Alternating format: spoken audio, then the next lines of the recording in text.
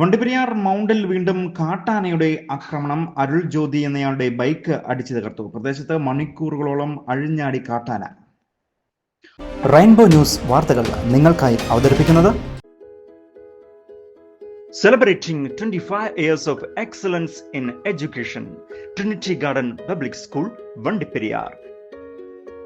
The only CBSE school in Pyramid Taluk, offering a future-ready curriculum with AI and robotics, spacious classrooms, well-equipped laboratories, dedicated teachers,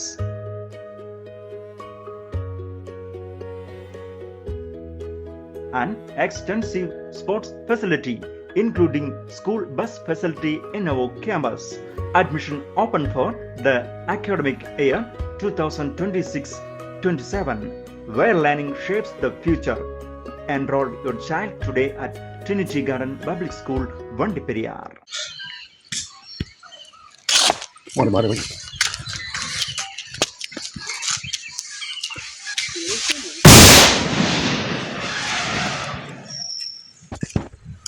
ഒരു ഇടവേളയ്ക്ക് ശേഷം വീണ്ടും Vandiperiyar mount ജനവാസ മേഖലയിൽ കാട്ടാനയുടെ ആക്രമണം ഉണ്ടായിരിക്കുകയാണ്.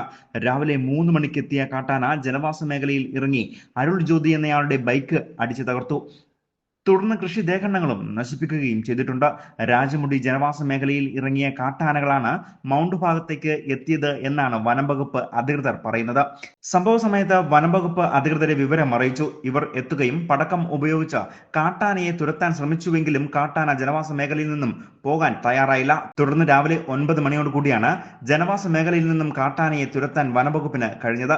രാത്രി ഉറങ്ങാതെ തങ്ങളുടെ ജീവനും സ്വത്തിനും കാവലിരിക്കേണ്ട സ്ഥിതിയാണ് പ്രദേശവാസികൾക്ക് ഉള്ളത് എന്ന് അരുൾ ജ്യോതി പറയുന്നു.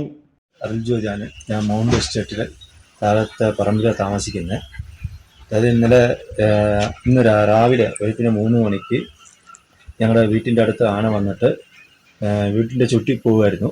അപ്പോൾ ഞാനും വൈഫും കൂടെ നോക്കുമ്പോൾ ജനലിൽ കൂടിയാണ് നോക്കിയത്.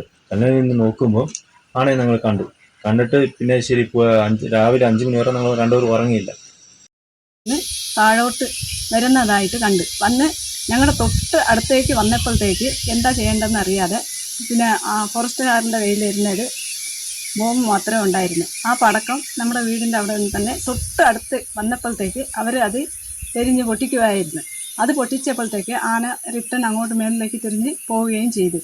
ഈ ഒച്ചയും ബഹളവും കേട്ട് ആന പോയതിനു ശേഷം പിന്നെ ആന മുകളിൽ തന്നെ ഇരിക്കുമായിരുന്നു.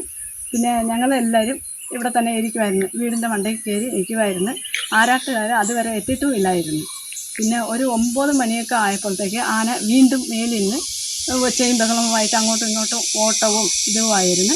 പിന്നെ അതിനുശേഷം പതുക്കെ അതേ വഴി തന്നെ വീണ്ടും നമ്മുടെ വീടിൻ്റെ അടുത്തിലേക്ക് തന്നെ ഇറങ്ങി വരികയും അത് പതിയെ ഫോറസ്റ്റുകാരും ഞങ്ങളും കൂടിയിട്ട് റോഡിൻ്റെ താഴെ, അതായത് കാപ്പിത്തോട്ടത്തിലേക്ക് ഇറക്കി വിടുകയും ചെയ്തായിരുന്നു.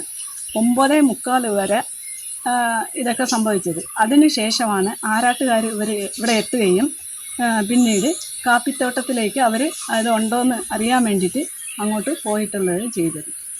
ഇതേസമയം കഴിഞ്ഞ ഒരാഴ്ചക്കാലമായി വണ്ടിപ്പെരിയാർ, രാജമുടി, പീരിമേട്, കല്ലാർ, പരുന്തുംപാറ തുടങ്ങിയ പ്രദേശങ്ങളിലും കാട്ടാന കൂട്ടത്തോടെ എത്തുകയും ജനങ്ങളിൽ ഭീതി പടർത്തുകയും ചെയ്തിരുന്നു. ശാശ്വതമായ പരിഹാരം അധികൃതരുടെ ഭാഗത്തു നിന്നും ഉണ്ടാകുന്നില്ല എന്ന വ്യാപകമായ ആക്ഷേപമാണ് ഇപ്പോൾ ഉണ്ടായിരിക്കുന്നത്. News bureau, Vandiperiyar.